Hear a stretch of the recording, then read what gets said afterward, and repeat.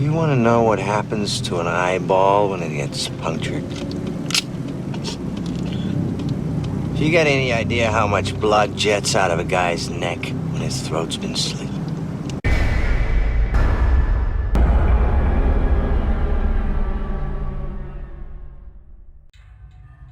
I want to preface this story by stating that I've had my fair share of encounters with creepy men.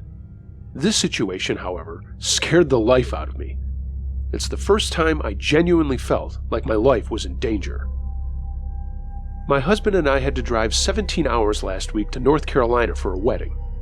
It was an exhausting week, and we basically spent the entire time rushing from one family gathering to another. We were staying in a motel for the time we were there, and we had already been at this motel for a few days by the time of the day the actual wedding rolled around. The day of the wedding was hectic. We were rushing around trying to get ready to leave for the venue, and my husband got ready before me so he could do some last-minute things before we had to leave. That left me alone in our motel room to get ready before he returned. It was brutally hot outside, and I decided to do my hair and makeup in just my underwear so I wouldn't be sweating in my nice dress the entire time. The way the motel was laid out, the sink/mirror were in the general open area of the room with the toilet and shower in another room, so anyone walking by our room window could see me standing at the mirror. However, I did have the curtains closed, but these curtains were a little bit sheer, so you could technically see the shadow of someone walking by on the outside, or could maybe see the silhouette of me inside the room. I was curling my hair in the mirror when I noticed the silhouette of a man walking by my room window. As he was passing by, I saw him stop and start to try to look into my window. At first I thought it was my husband trying to see if I was ready, so I paid no mind to it. But the longer the guy stood there, bobbing his head around trying to get a better look through the curtains, I began to realize that it was not my husband, because obviously, why wouldn't he just come in? Now I'm starting to get a little freaked out. Before I could do anything, though, I watched as this guy started to go for my room door. And to my utter shock and horror, he actually was able to open the door and walk inside. Before my husband left, he forgot to pull the door shut all the way till it clicked into its lock. He was very upset with himself when I told him this later. So now I'm face to face with this man, and I'm in my underwear no less. He's at least 6 foot tall and standing in my room, and I thought to myself, this is it, he's going to attack me. It's a very scary realization to have. I also thought to myself, you're going to have to burn his eye sockets out with this curling iron if you want to survive.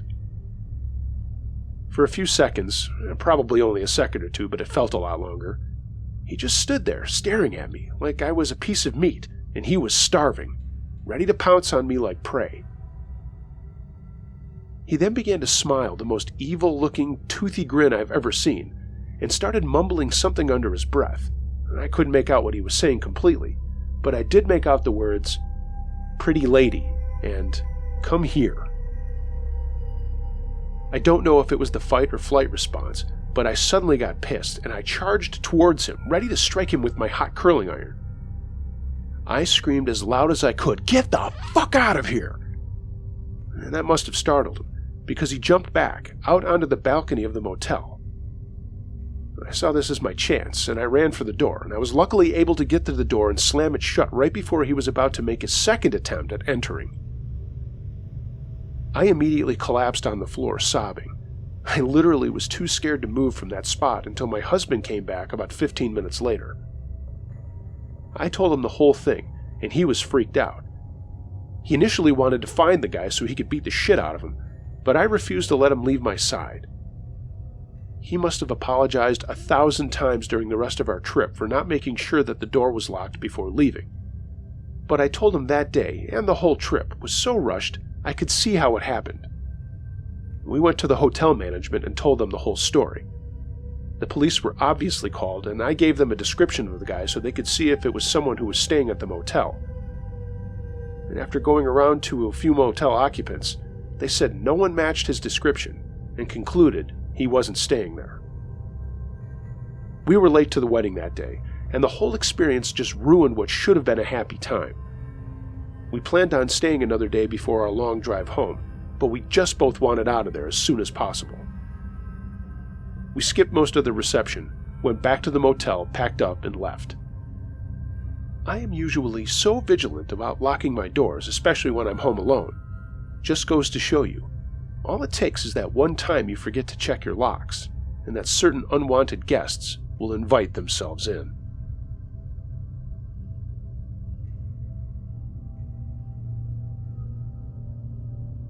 First off, I'm really sensitive to energy and whatnot.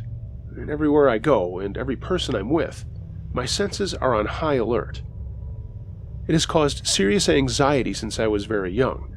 I can walk into a building and immediately feel a certain vibe, whether it be light, heavy, sad, happy, alone, or not alone. One time, I invited my close friend Lana over to my house after feeling the need to see her. When she got there, I noticed she seemed a bit off, but I ignored it and continued with the usual let's catch up conversation. After a little while, I brought up a small experience I had recently. I often experience an overwhelming presence, and sometimes I'll share it with her if I need to talk about it. I noticed when the topic of ghosts came up, she seemed to perk up a bit, not in a good way. After I finished talking, she said, "Actually, it's kind of weird you're mentioning that type of stuff. Something really bad happened a couple of weeks ago, and I haven't told you about it yet." Side note, a few days before I made plans to see her, I had a really unsettling nightmare, and I saw an image of a childlike female in a dress standing before me in a hallway. She was unable to speak and only stood there staring at me. That was all I could remember from the dream, and I forgot about it afterwards. This could or could not have some meaning behind it, but I thought it's worth mentioning. Lana has a cousin, Abigail, whom we both spend time with, and most of the time when I see them, I just go over to Abby's house. I've mentioned to Lana before, a long time ago, how I feel about her house. It's a heavy, dark, unsettling atmosphere that doesn't fail to put me on edge every single time I go there. She's agreed with me before that she feels a bit uneasy there too, and that's all we ever said about it before this incident, and we never mentioned how we felt to Abby. You kind of ignore those feelings after a while. Abigail's grandparents both passed away, and she missed them a lot. She decided she wanted to make a Ouija board and see if it was possible to get in contact with them. If I had been there to put a stop to it, believe me, I would have. After a while of tinkering with and perfecting their homemade Ouija board, they started off. It took some time before they were able to get a response, but they did. They got in contact with her grandpa, and Abby was as ecstatic as you can imagine. Overjoyed, fulfilled. Until the communication completely cut off, and something else took over, without their control, and without any warning. They started asking questions. It said it was a bad spirit, whatever that was supposed to mean. It said it was 9 years old, a female that had died in a car accident. At this point in Lana's story, I dropped my jaw and immediately remembered my dream. I felt sick. After a few more questions, they wanted to say goodbye, considering this was not who they wanted to talk to. However, the spirit said no. They said goodbye again. No. A third time. No. It went to no every time they asked to say goodbye. Now feeling quite panicky, they calmed themselves down and kept talking, asking some distraction questions like favorite color, where they were born, etc. They felt ready to say goodbye again, but the planchette flew across the board to no, really fast and in an unbelievably aggressive manner. They were terrified. They ripped up their homemade board and threw it on the bed. They left the house for a couple of hours, got some food, and took their minds off of things. When they returned, there was the Ouija board sitting on the bed, placed back together like a puzzle, mocking them, of course. I completely disregarded this and said that they had to be lying. But the whole time, my friend was sitting there, shaking, almost in tears as she was telling me this. I could feel the fear radiating from her, and I've been friends with her for more than 10 years. She's not a jokester, and I've never seen her so scared. She said she didn't tell me right away because she didn't even talk to her cousin about it right after it happened. They were trying to act like it never really did happen. It was something so mind-boggling and mentally traumatizing, they couldn't believe it actually occurred. Lana said that since then, Abby is seeing, hearing, and feeling things, and I think her absolute fear is only giving off more energy to make this entity more powerful. I don't think this 9-year-old girl is the ultimate spirit truly at play. I think there is something darker controlling everything. I mean, hence why the girl in my dream didn't say or do anything. Also, it makes sense that if it was something more intense, it would use this other spirit to seem more friendly or less intimidating. Please, if you ever feel the urge or desire to try using a Ouija board, just don't. It's not worth it. Hey gang, want to tell you about a really cool event coming up on August 15th through the 17th in Lawrence, Kansas. The Slash and Bash Film and Sci-Fi Festival is going to be happening for its 2nd year in a row. They're bringing out some really excellent guests, including Jason Lively, Alan Kaiser, and Suzanne Snyder from Night of the Creeps. Also on hand, Jill Schoen of Popcorn and the Stepfather, Paul T. Taylor of Hellraiser Judgment, Jessica Cameron from Truth or Dare, Jason Brooks of Friday the 13th Vengeance, and Todd Sheets, who is the director of Clownado and Bone Hill Road. Patrick Ray, Gary Pyland will also be there, screening terrific independent movies. Terrible Tim will be in attendance as host for the event, and there will be plenty of vendors selling shirts and collectibles. Don't forget it. Put it on your calendar. August 15th through the 17th at the Doubletree by Hilton in Lawrence, Kansas. Rooms will be available for $99 a night if you mention Slash and Bash when you're booking. Tickets are available at Vintage Stock in Topeka and online at slashandbashfestival.com. And we're figuring things out, but you might have the opportunity to meet Uncle Josh in person. Yeah, it's not set in stone, but we're working things out, and I might be there for this awesome festival. Guys, don't forget it. Slash and Bash Horror and Sci-Fi Film Festival, August 15th through the 17th at the Doubletree by Hilton in Lawrence, Kansas.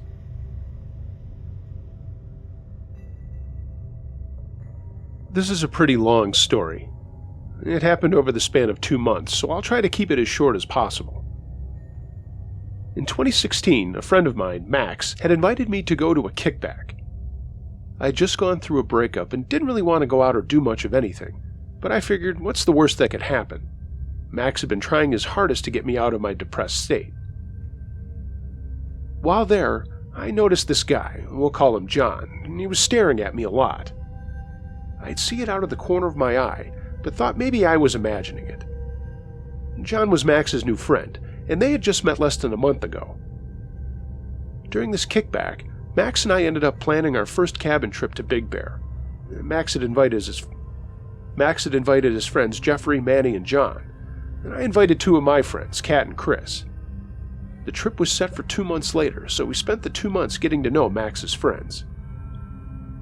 John would do random things that would bother me. He always wanted to be near me and would opt to ride with me when the chance was given. Whenever we would go to a restaurant, he would choose to sit next to me, and his leg would rub up on mine. It made it uncomfortable, but I just chalked it up to, he's a heftier guy and he needs space. I'm a little weird with being touched. I was lurked on by a pedophile for more than 10 years of my life. Anyway, for years I've been trying to train myself on not freaking out when someone touches me, and I tell myself it was normal. But something about John always felt off. The feeling that I'd get around him, the slightest touch, everything he'd do, something inside me would always tell me to get away. But then again, I would think maybe I'm going overboard due to my past. At some point, I was in his garage with Max and Jeffrey, and when Max left to have a talk with Jeffrey, they left me alone with John and his drunk dad. His dad says, "It's so cool you guys are going on a trip to Big Bear. You guys are so cool. I wish I had friends like that when I was a kid." John walked behind the stool I was sitting on and placed his hand on my mid-back and said, "Yeah, Dad, we're going to have a lot of fun." I get it. Not much of a big deal, but I don't like to be touched, especially when I just met this person a month ago and we've never even shared so much as a hug. At some point in a group setting, I was talking about someone who had a Facebook account, and John had asked me if I could search the person on his phone so he could see who it was. I took his phone and tapped on the search bar, and guess who his top search was? Me. At this point, I'm kind of sketched out by his behavior over the past month, but again, it wasn't a big deal, at least not yet. A couple of weeks later, we went to a park late at night with his friends. Jeffrey had walked off with his friend to have a talk, leaving me alone with John. I was nervous, but trying not to show it, and I heard John say, "I'm going to go for a quick walk," and he took off. I got into my car, locked the doors, and rolled the passenger windows down in case he came back, and that's when I heard him talking to people. I looked over, and he was talking with 3 guys. "Who are you with?" He points, "I'm with Kitty. She's hella fucking hot." "Oh, really? That's a nice car. Let me go talk to her." He says, "Nah, man, I'm trying to get at her." And with that, I rolled up my window and turned my car on. I didn't live in the safest city. I don't know these 3 random guys, or what they think of a hot girl who's sitting alone in her car at night. So I needed to rush out, and my car was on, and I was ready. About a minute later, I hear tapping on my window. It's John. I'm gonna go home," he said, and with that he left. I'll say it once more. Nothing too insane happened just yet. Just little things over the course of 2 months that snowballed into me not being comfortable around him. So I would try to keep a 5-foot radius, and during this whole period, his staring never stopped. I found it strange, no matter who he was talking to, his focus was always on me. After every event happened, I would tell Max, and each time he would tell me to chill out, and I was overreacting. His friends would tell him similar stories and how uncomfortable they were around John, but he would tell them they were tripping out and to give John a chance. The park event was the final story, and I told Max, and to my disappointment, Max responded with, "Stop trying to criminalize John. He's not doing anything wrong." And after that, I stopped telling him anything. He was bent on protecting John. The day of the cabin trip came, and I drove with my 2 friends, Kat and Chris, and they were in the back seat of my car. I told them my concerns about John, and they said they both let me know they already noticed John acting weird towards me, and even Kat. We agreed to stick together in case something happened. Well, the second night, Jeffrey drank too much earlier that day and was chilling out on the couch. I decided to stay up and keep an eye on him to make sure that he didn't try to drink, so I stayed laying on my side on the opposite side of the couch, my dog laying next to me. I was so tired. It was about 3 a.m. at this point, and here I was babysitting my dog and this guy I had just met 2 months prior. Suddenly, I heard footsteps coming down the stairs, heavy footsteps. Honestly, at this point, I knew who it was, and I'd be lying if I said I wasn't scared. John had done cocaine earlier that day, and I didn't know what his state of mind was. He walked towards us and grabbed a chair that was facing the TV, turned it around so that it would face us, and he moved the chair directly in front of me, about 5 feet away. And with that, he just took his seat and stared at me. This is going to sound so childish, but my only reaction was to slowly pull my blanket up over my head and hide. All I could think was, this is not happening, I'm dreaming. I must have fallen asleep, because the next thing I heard was Jeffrey saying, "What are you doing?" And I heard John respond, "Don't worry about it, go back to sleep." A few minutes passed, and I heard John get up and walk up the stairs. That morning, Jeffrey pulled me to the side and asked if I remembered what happened last night with John. I told him I thought it was a dream, and he reassured me that it wasn't. He told me John had sat there for a good 10 minutes staring at me before he asked him what he was doing. When we left the cabin, I told Kat and Chris about it, and Chris let me know that John peeked into his bedroom and was looking at Kat as she slept, but then John noticed Chris was still awake and glared at him. So with that, John pulled back and closed their bedroom door. After that, I never spoke to John again, never went near him, and I haven't seen him since. Max tried his hardest to get me to hear John out and told me it wasn't what I thought it was. What I saw wasn't really what happened. He even told me Jeffrey took his version of the story back, claiming Jeffrey said he was drunk and didn't know what he was seeing. I'm sure he was just trying to avoid confrontation. I refused to see John again or hear him out after that. And slowly but surely, Max's other friends refused to be around John due to their own experiences with him. Max remained in contact with him, but now he keeps his contact with John to a minimum due to how much worse he's gotten. I don't know what his intentions were had Jeffrey not been there.